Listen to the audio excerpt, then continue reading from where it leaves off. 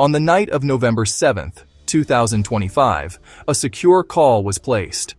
The call connected senior military officials in Beijing with their counterparts in Moscow.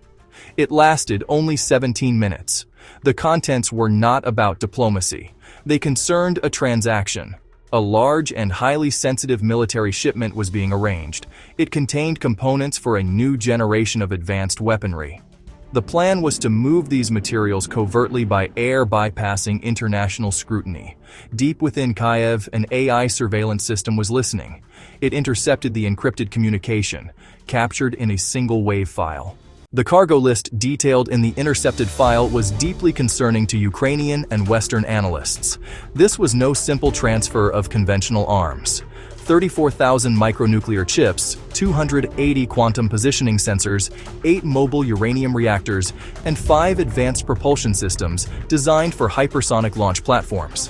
These were the building blocks for a weapon of mass destruction. Analysts warned it could erase a city of 3 million in 6.4 seconds, a fundamental shift in the balance of power. The codename, Thunderstep. The destination for the 5 heavy transports was Chkalovsky Airbase, a critical nerve center for the Russian aerospace forces.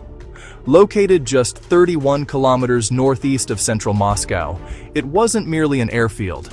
It was a primary logistics and special-purpose aviation hub. Its proximity to the capital made it one of the most heavily defended pieces of airspace on the planet. For any inbound flight, this was the final secure stop.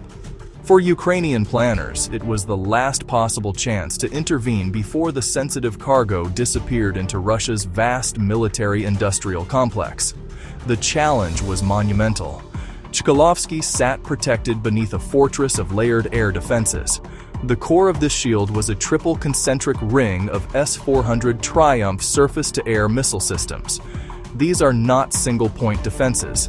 They are integrated networks designed to engage anything from high-altitude bombers to low-flying cruise missiles and drones.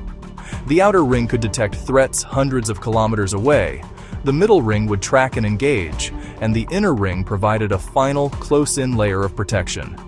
This overlapping, multi-layered system was widely considered impenetrable to a conventional air assault. But the Ukrainian plan was anything but conventional. Codenamed Operation Iron Mist, it was a high-risk, high-reward strategy built on exploiting the razor-thin seams in this formidable defensive posture. The mission's success hinged on creating a temporary, narrow assault corridor through the S-400 network. This wouldn't be achieved by brute force, but by a sophisticated combination of electronic warfare, misdirection, and precise timing. The name Iron Mist itself was a reference to the electronic fog they intended to create, blinding the world's most advanced air defense system just long enough to strike. Planners had less than 24 hours to finalize and execute the operation. The clock was ticking. The 5 Shanxi Y-20 transports, each carrying a 66-ton payload, were scheduled to begin unloading procedures at dawn. Once that process started, the cargo would be dispersed, and the opportunity lost forever.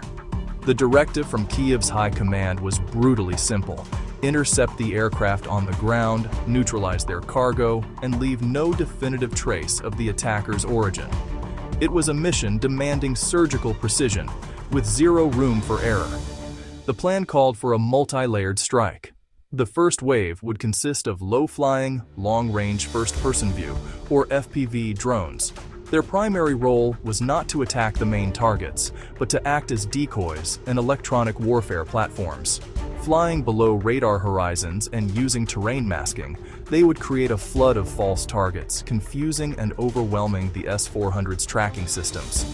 Simultaneously, electronic disruption from other assets would jam radar frequencies, creating the mist needed for the main assault force to pass through undetected. Following close behind the electronic chaos would be the tip of the spear, a flight of 12 MiG-29 Fulcrums. These jets, flying under strict communication silence, were armed for a specific task. Each carried 4 R-77 air-to-air missiles, repurposed for a ground attack role against large stationary targets. The mission profile was a high-speed dash. Get in, launch, and get out before the S-400 network could recover and retaliate. The entire window of opportunity, from the moment the electronic assault began to the final missile impact, was calculated to be just 27 minutes. Any delay, any hesitation, would risk the entire force. The objective was clear: destroy all 5 Y-20 transports and their critical cargo before a single crate could be unloaded onto the tarmac of Chkalovsky Airbase. At 10:42 a.m., the skies over the airbase were deceptively quiet. On the ground, a sense of routine prevailed. The morning air was cool, carrying the distant hum of generators and the metallic clatter of ground crews going about their duties. The strategic importance of the 5 freshly arrived Y-20 transport planes was understood by all. They represented a significant logistical asset, and their unloading was the day's primary mission. The base's formidable air defense network, a layered system designed to protect such high-value assets, stood silent but vigilant, its operators confident in their ability to neutralize any conventional threat. But the attack, when it came, was anything but conventional. The first sign of trouble appeared at 10:43, not as a high-altitude bomber or a cruise missile, but as a low, fast-moving ripple on the horizon. 28 first-person view, or FPV, drones breached the outer perimeter. These were not sophisticated military craft, but small, commercially derived quadcopters. Constructed from carbon fiber and plastic, they were designed to be cheap, disposable, and incredibly difficult to detect. Flying below 150 feet, they hugged the terrain, using a tactic known as nap of the earth flight to stay under the main lobes of the base's powerful surveillance radars. On radar screens, their small signatures were initially misread as ground clutter, echoes from trees or vehicles, or dismissed as biological anomalies, like a flock of birds. This is a classic challenge for even the most advanced air defense systems, distinguishing a genuine, low observable threat from the background noise of the natural world. For a few crucial seconds, the system's automated filters did exactly what they were supposed to do. They ignored the insignificant contacts. Then, as the drones crossed a secondary geofence, their velocity and coordinated trajectory triggered a manual review. The illusion of normalcy shattered. Alarms screamed through the command center, signaling a Level 4 breach. There was no time for deliberation. With the targets just seconds from the main runway, immediate launch authorization was granted. The base's layered defenses roared to life. The S-400 and Buk M2 surface-to-air missile systems, designed to engage aircraft and ballistic missiles, were now tasked with swatting flies. In a furious 12-second salvo, 15 multi-million-dollar missiles were launched, each one streaking toward a target worth only a few $100s. The response was brutally effective, yet imperfect. Proximity fuses detonated, filling the low-altitude airspace with shrapnel. About 20 of the drones were instantly destroyed, their fragments raining down into the fields surrounding the base. But 8 slipped through the net. They scattered, weaving between hangars and fuel depots, their erratic movements intentionally designed to draw fire and scramble the tracking logic of the remaining defense systems.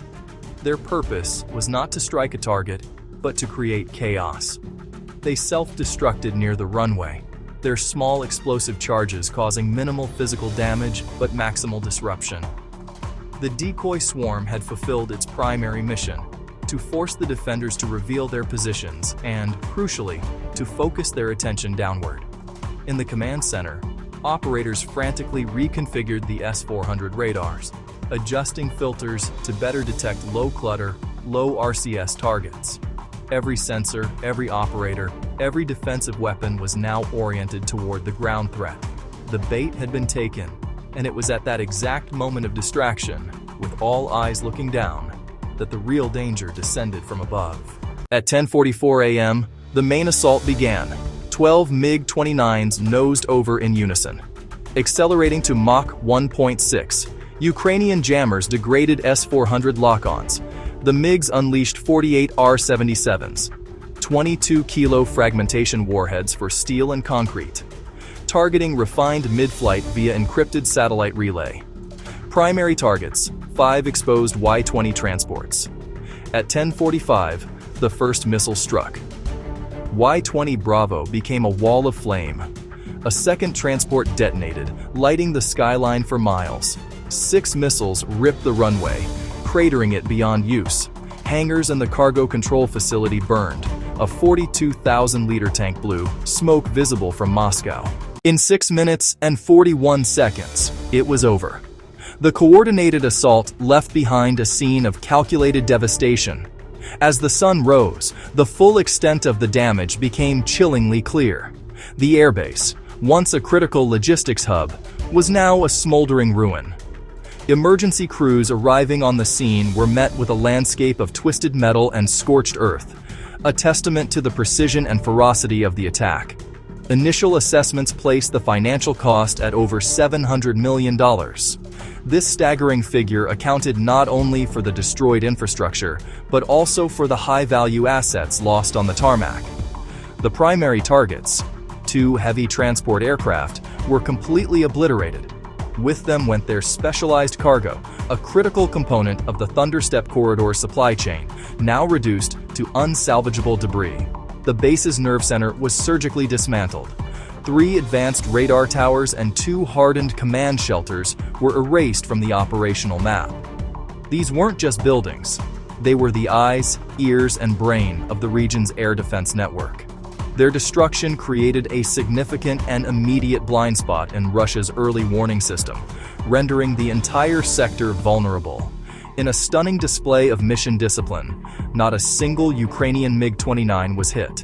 The entire strike package returned to base without losses, a fact that underscored the meticulous planning and flawless execution of the raid. The human cost, though carefully minimized by targeting infrastructure, was still significant. Unconfirmed reports from inside Russia indicated PLA officers were killed, and several Russian technical personnel were reported missing in the chaos. These casualties highlighted the presence of foreign advisors, a detail that added another layer of complexity to the geopolitical fallout. In the hours and days that followed, Moscow and Beijing remained officially silent. The lack of any public statement was deafening, suggesting a behind-the-scenes scramble to control the narrative and assess the strategic implications of such a deep and successful strike. With official channels quiet, open-source satellite evidence told the story. Commercial providers captured high-resolution imagery that corroborated the attack, showing the before and after state of the airbase. Thermal analysis revealed the intensity of the fires, while crater patterns confirmed the use of precision-guided munitions. The operation demonstrated a remarkable capability. Ukraine had struck a target over 800 kilometers inside heavily defended Russian airspace. This was not a mere border skirmish. It was a strategic deep strike operation that shifted the calculus of the war. The world's most advanced air defenses were systematically bypassed. A combination of low-altitude flight, sophisticated electronic warfare, and impeccable timing allowed the strike package to slip through the net undetected.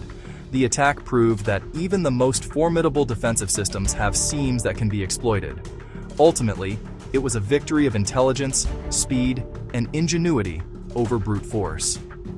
Military analysts quickly framed the operation as a textbook case of preemptive disarmament. By destroying the cargo before it could be deployed, Ukraine neutralized a future threat and disrupted a critical enemy supply line in a single, decisive action. The Thunderstep corridor, a vital artery for advanced weaponry, was now exposed and broken. The strike didn't just destroy materiel, it shattered the illusion of a secure rear area, forcing a strategic reassessment of force protection far from the front lines.